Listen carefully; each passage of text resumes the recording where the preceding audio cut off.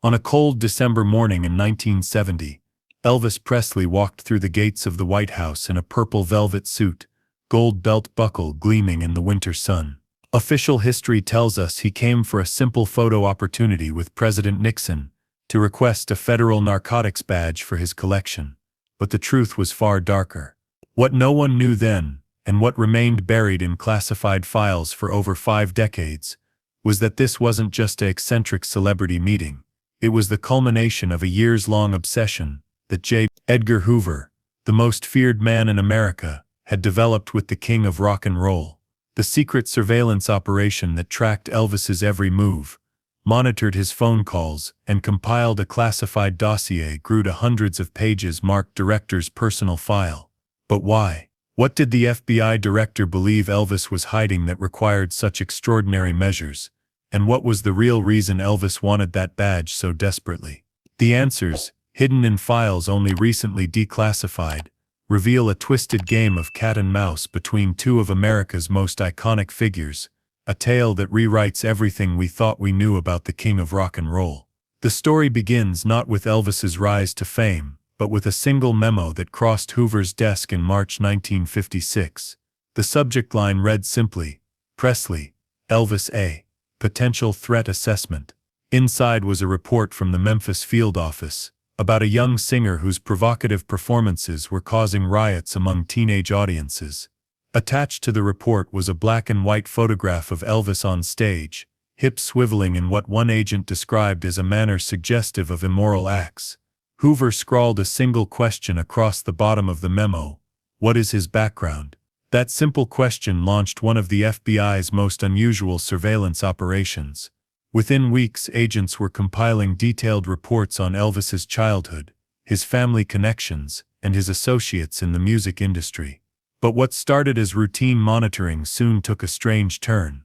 According to a formerly classified memo dated September 1956, Hoover's interest in Elvis became unusually personal after watching kinescope footage of the singer's television performances.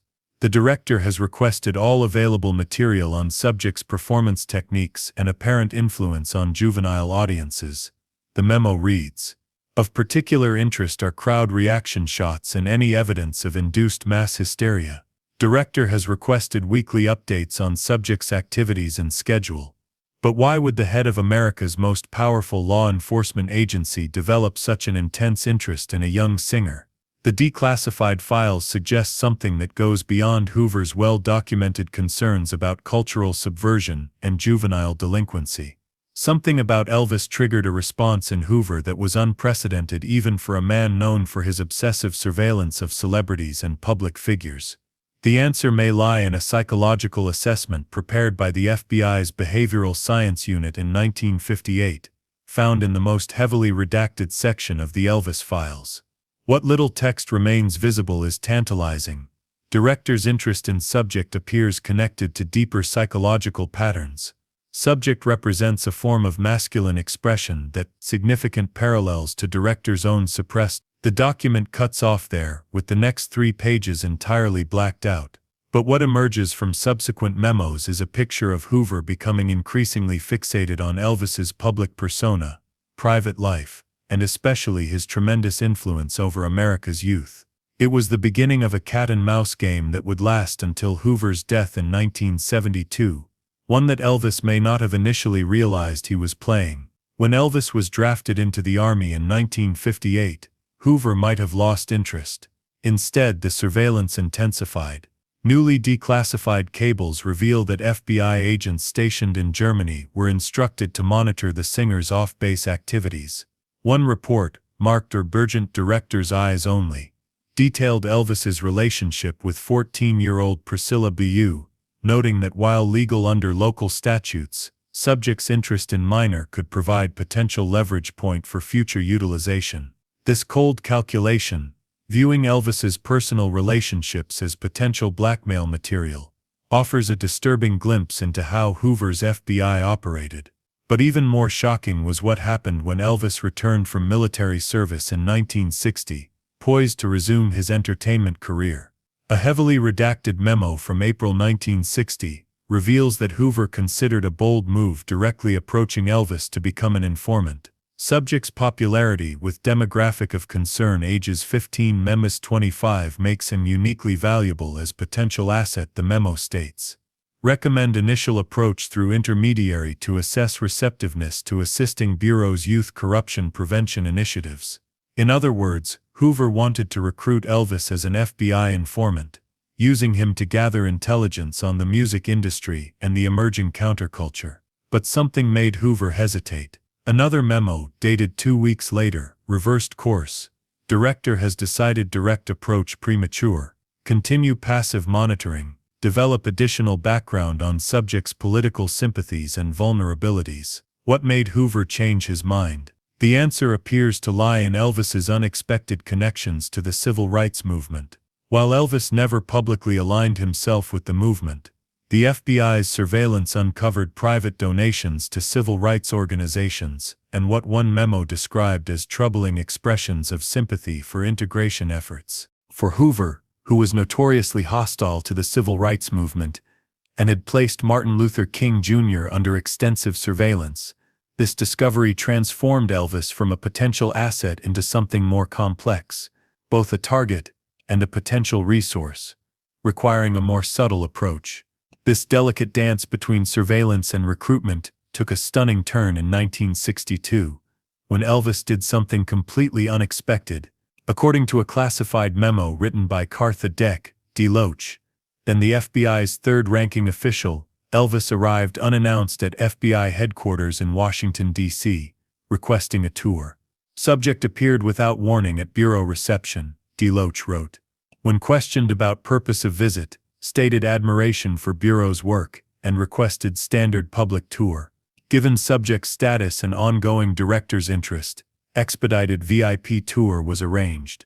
Subject displayed unusual interest in identification procedures and badge protocols. When casually questioned about politics, subject was non-committal but expressed strong anti-communist sentiments. This visit raises a fascinating question.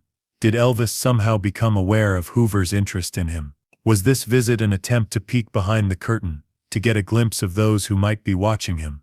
Or was it, as some of the later memos suggest, the first move in Elvis's own counter-strategy, an attempt to position himself as a patriotic ally of law enforcement, rather than a subversive element? What we know for certain is that after this visit, Elvis began collecting police badges in earnest, a hobby that would eventually evolve into an obsession. He would often go out of his way while on tour to visit local police departments, requesting honorary badges and credentials. To the public, it seemed like just another eccentric celebrity hobby.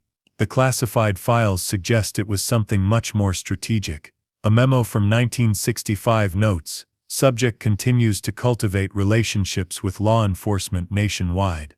Memphis field office reports subject now has collection of badges from 37 different jurisdictions, and frequently displays them to associates with remarks about being unofficial undercover agent. Unclear if subject is attempting to create cover for contact with Bureau or genuinely seeking law enforcement affiliation for psychological reasons. As the 1960s progressed and America's cultural landscape was transformed by the civil rights movement, anti-war protests, and the counterculture, Hoover's fixation on Elvis took on new dimensions. After the comeback special aired on NBC in 1968, re-establishing Elvis as a relevant musical force, internal FBI communications reveal a shift in strategy. A memo dated January 1969 states, subject remains highest impact cultural figure not aligned with anti-establishment movements. Director has authorized Operation Wingspan to determine whether subject could be developed as counterbalance to subversive entertainment figures. Memphis office instructed to identify potential approach vectors through known associates. Operation Wingspan appears to have been a coordinated effort to bring Elvis into the FBI's orbit, not through direct recruitment but through an elaborate strategy of flattery, appeal to his patriotism, and exploitation of his badge-collecting hobby. And remarkably it worked. According to a highly classified memo dated September 1969, an arranged encounter took place at FBI headquarters where Elvis was quietly brought to Hoover's office after hours through a private entrance.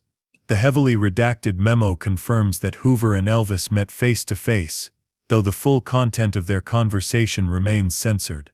One visible paragraph states, "Subject expressed strong admiration for Director and Bureau's mission. Director outlined challenges posed by current social elements undermining traditional values. Subject appeared receptive to concept of using his influence to promote positive youth messages." This secret meeting, never before revealed to the public, casts the famous 1970 Nixon-Elvis White House visit in an entirely new light. Far from being a spontaneous request from a celebrity seeking a novel addition to his badge collection, the Nixon meeting appears to have been the culmination of a carefully orchestrated campaign by Hoover to bring Elvis firmly into the establishment fold.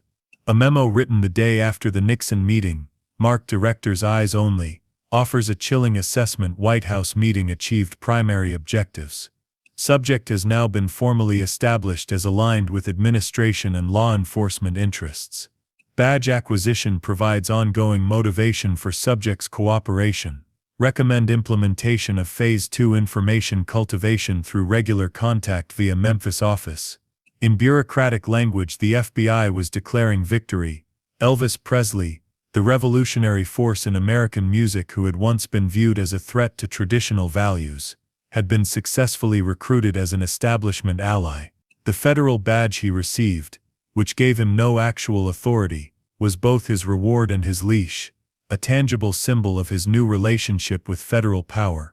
But the most disturbing revelations in the declassified files come from the period after the Nixon meeting. Multiple internal memos confirm that Elvis began providing information to the FBI during his concert tours, reporting on other entertainers he believed had anti-government sympathies. A 1972 report states, Memphis contact reports Subject has provided names of multiple entertainers allegedly involved in narcotics and/or supporting radical organizations. While much of information duplicates existing Bureau knowledge, Subject's continued willingness to cooperate is noted. Recent information regarding funding sources for redacted concert tour being verified by field offices. This document suggests something extraordinary, that Elvis Presley had become an active informant for the FBI, reporting on his fellow artists. The files don't specify exactly who Elvis may have informed on, but they reference traveling musical groups with anti-war messages and film industry figures with connection to funding of radical organizations. For Elvis scholars, this revelation helps explain certain patterns in Elvis's later career: his increasing isolation from the mainstream music industry, his retreat into a trusted circle of friends, and his growing paranoia about being monitored or recorded. The irony, of course, is that while Elvis may have been fearful of surveillance, he was participating in it himself. But perhaps the most poignant aspect of this story lies in what the files reveal about Elvis's state of mind during this period. A report from an FBI agent who met with Elvis backstage at a Las Vegas performance in 1971 notes, Subject appeared agitated, repeatedly displaying federal badge and expressing concern about enemies in the music business. Requested information on whether Bureau could provide protection or check out certain individuals he believed were working against him. When advised of limitations on Bureau jurisdiction, Subject appeared disappointed and referenced other channels available to him. This report paints a picture of a man caught in a web partly of his own making, seeking protection from the very authority he was informing for, increasingly paranoid and isolated, yet unable to extricate himself from the relationship he had established with Hoover's FBI. After J. Edgar Hoover died in May 1972, the FBI's interest in Elvis appears to have gradually waned. The frequency of communications decreased, and the level of attention paid to his activities diminished. Without Hoover's personal obsession driving the surveillance, Elvis became just another file in the system. The final substantive entry in Elvis's FBI file comes from June 1977, just 2 months before his death, when an agent reported meeting with him backstage at a concert in Indianapolis. The memo notes Subject appeared physically unwell and mentally disoriented. Conversation rambling, including multiple references to badges and claimed authority. No actionable intelligence obtained. Given Subject's apparent health issues, recommends suspending active contact pending reassessment. After Elvis's death in August 1977, his FBI file was sealed at a surprisingly high security classification level. A brief memo discussing the disposition of his badge and credentials notes, given subject's cooperation and established relationship with Bureau, recommend allowing family to retain credentials as memorial item. File to be sealed under Director's Special Projects classification due to sensitivity of long-term operation and high-profile subject.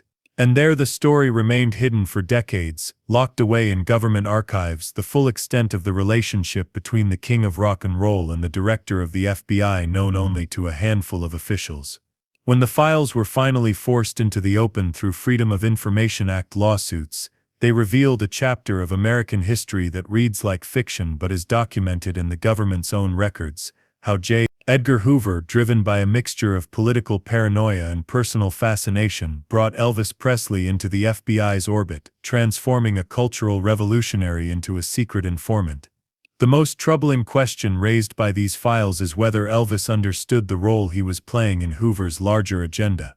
Did the king know he was being used by the FBI director? Did he care? Or was he using Hoover just as much as Hoover was using him, leveraging the relationship to obtain the badges and sense of authority he craved? In the end, both men got what they wanted from each other, concludes FBI historian Raymond Bedvinis, after reviewing the declassified files. Hoover got a cultural icon who publicly supported law enforcement and traditional values during a time of social upheaval. Elvis got his badges, some measure of protection and perhaps a sense of importance beyond entertainment.